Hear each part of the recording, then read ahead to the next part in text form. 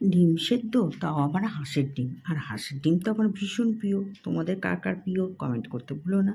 তো চলো, অনেক দিন পর হাঁসের ডিমের একটু ভাপা করি। তার জন্য পোস্ত বেটে রেখেছি, চিনেবাদাম বেটে বেটে রেখেছি, কাঁচা লঙ্কা বেটে রেখেছি, ও ওদিকে টমেটো কুচি, পেঁয়াজ কুচি আর লঙ্কা, কাঁচা লঙ্কা অবশ্যই লাগবে। তো চলো, আগে থেকে এটা সেদ্ধ করে রেখেছি, এবার ছাড়িয়ে নেবো। অবশ্যই গাটা কেটে নেবে, নাহলে নুন বলছি, তেলে ভাজতে গিয়ে ফাটতে পারে। তার জন্য গাটা একটু কেটে নিতে হবে।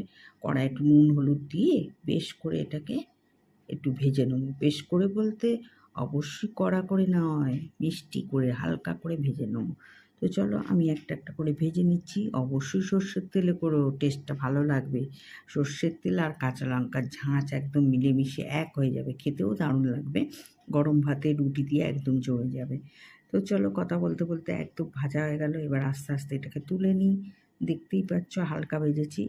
আর এই তেলের মধ্যেই আমি পেঁয়াজ কুচি আর টমেটো কুচিটা দিয়ে দিলাম। এবার একটু লাল লাল করে ভেজে নেবো যতক্ষণ টমেটোটা গলে না যায়। তো চলো, এবার টিফিন বক্সের মধ্যে সর্ষের তেল মাখিয়ে নিচ্ছি। তার মধ্যে আমি মানে কী বলে এটাকে, পোস্ত বাটা, চিনেবাদাম বাটা, কাঁচা লঙ্কা বাটা সব ধীরে ধীরে দিয়ে দিলাম। এর মধ্যে এবার ডিমগুলো দিতে হবে।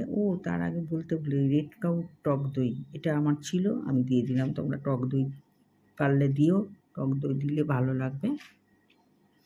আর ঝাল ঝাল হলে তো কথাই নেই। তার মধ্যে আমি তো কাঁচা লঙ্কা দিয়েছি, একটু কাশ্মীরি লঙ্কা বলছি, সরি, এমনি লঙ্কার গুঁড়ো দিয়ে দিলাম, নুন দিয়ে দিলাম, আর চিনিটা ব্যালেন্স রাখার জন্য অবশ্যই দিলাম।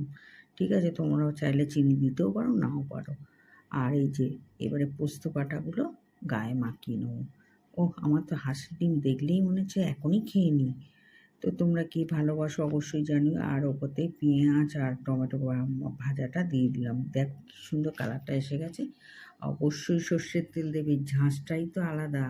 আর সঙ্গে কাঁচা লঙ্কা দিলে এর ফ্লেভারটা আরও সুন্দর হয়ে উঠবে, দেখতেও ভালো লাগবে। আর ওপর থেকে বেরেস্তা কুচি দিয়ে দিলে আমার একদম রেডি হয়ে গেল টিফিন বক্সে। এবার এটাকে আমি গরম জলে ভেপারে বসাতে দেবো 15 থেকে 20 মিনিট। তো দেখো, আমার কড়াতে আমি একটা স্টিলের রেখে তার মধ্যে আমি ভাপিয়ে নিলাম, একদম রেডি হয়ে গেছে। তো গরম গরম ভাত, রুটি যাতেই পারবে তাই দিয়ে খেলে জমে যাবে।